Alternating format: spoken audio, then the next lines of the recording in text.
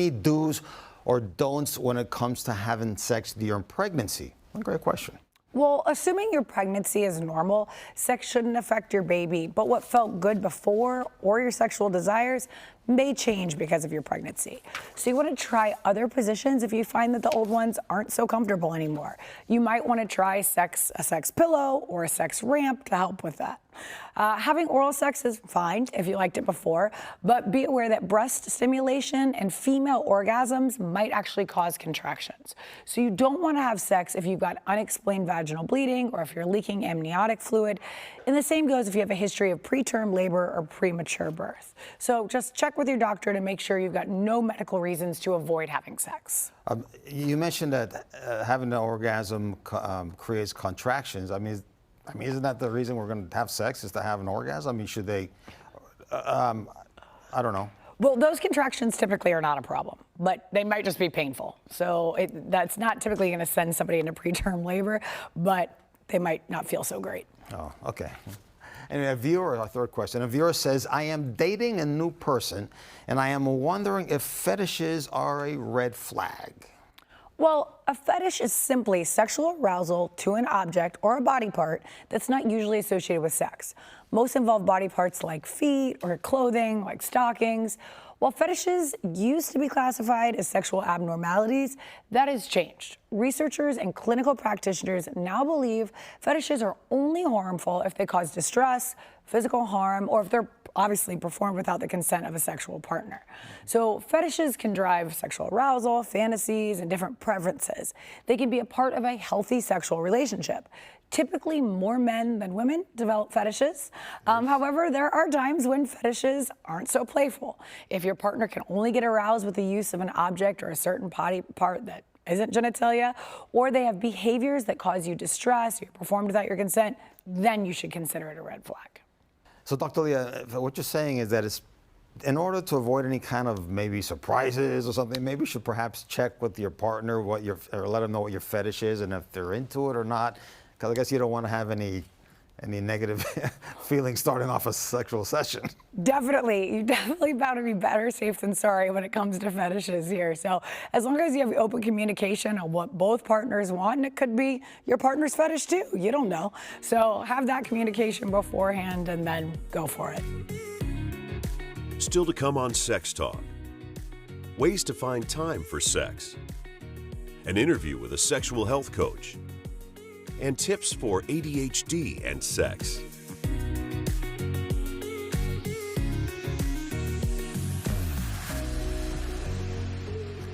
Too busy for sex? Here are some ways to find time to connect with your partner.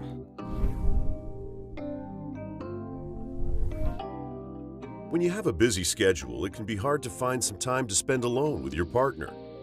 Prioritize your relationship with small gestures that don't take too much time. Leave a sweet note or send a flirty text. Let your partner know that you're thinking about them. Plus, those small gestures can go a long way when you do finally spend some alone time together. Schedule time to be alone together. And just because you're planning time together doesn't mean you can't be spontaneous. Block out the time and then be spontaneous. De-stress with each other. Taking a shower together or giving each other massages can be an intimate way to spend more time together. When you find yourself too attached to your schedule, get creative so that you have something to look forward to. Play an intimate game or try something new. And be sure you're checking in with your partner. It's important to stay connected emotionally as well as physically. Sometimes it seems impossible to find that extra time, but there's always a way if you're willing to make the relationship work. Coming up, what to know about edible lubes, plus ways to reduce menopause symptoms. If you have a question for Dr. Leah, please send an email to questions@allhealthtv.com. Find out more about Sex Talk. Go to askdrleah.com. Welcome back to Sex Talk. Joining us today is sexual health coach Kimberly Billick. Welcome to Sex Talk. Thank you for having me, Dr. Leah. Awesome. So walk us through some important hormones that impact libido and vaginal dryness. So two of our main hormones that are going to impact both are estrogen and testosterone. Yes, as women, we do need testosterone as well.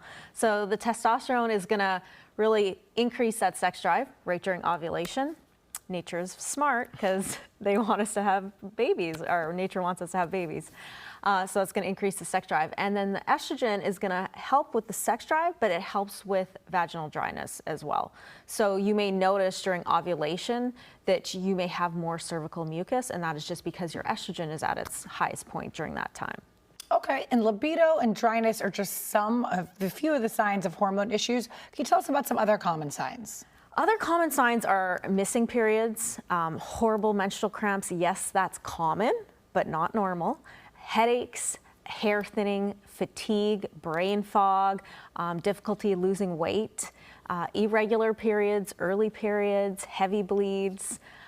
What else? There's Sounds like quite the list. I know. I'm like, that is a list, but I know there's definitely a lot more to that. Well, I know that diet and skipping meals, what are some of the usual culprits when it comes to messing up hormones? What are some others? Over-exercising is a big thing that I see. Stress is something that I think gets overlooked so much. Kind of tied in with diet is also the environmental products and environmental factors. So what are we putting on our body? If you're only eating organic, but then putting on all these chemicals onto your skin, that could be impacting your hormones. What else that impacts your hormones? Well, I know, so I always joke, I get cranky if I'm really, really tired. And people understand if people get cranky when they're hungry, but people aren't very empathetic when it comes to sleep. So in your research, what have you seen, how has sleep affected hormones? So sleep is another big one. So I'll say one thing. If you are waking up consistently around 2 to 4, that is a sign that your blood sugar could be off.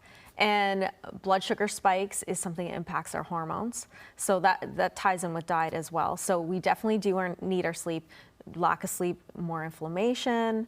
So that's going to impact our hormones. And to help with that, which is important for hormones, is getting sunlight. That's a simple tip that I could give you. If you could get outside in the morning without your sunglasses for 20 minutes, that helps with your serotonin levels, and it helps with melatonin production. That's going to help with sleep later on in the evening. Awesome. Great tip there. It's free. We can all get out there and just become one with nature. So what are some other ways to address either low levels, some other natural ways to address low levels of estrogen or testosterone? So low levels of testosterone, working out. So, you get so many benefits to that. And your diet. Having foods high in zinc. So oysters, yes, they do help with your sex drive. Pumpkin seeds, and you could take a multivitamin so that because vitamin D, vitamin B, magnesium, those are all things that are going to help with your testosterone levels. For your estrogen, healthy fats, I know I can't stress that enough. I talk about very often. Vitamin E is really important as well, so flaxseed is great as well, vitamin A. And with estrogen is having more orgasms. You hear if you don't use it, you lose it, but having more orgasms could definitely help with that too. Yep, having more sex can increase your sex drive. And a lot of people want to stay away from supplements, but I cannot recommend it enough. I recently found out that I was very vitamin D deficient, and that is so important in building testosterone. And so many people are vitamin D deficient. So it's something that you really don't know unless you're getting tested for it. So, absolutely. Yes. It's important if you can't get it in your diet, which a lot of people can't, that's a good thing to have. Well, thank you, Kim. Don't go anywhere. We'll be right back with more Sex Talk. Still to come on Sex Talk. Tips to enjoy intercourse more. Edible lotions and lubes. ADHD sex tips. Idealized love. Supplements to reduce menopause symptoms. And lasting longer in bed.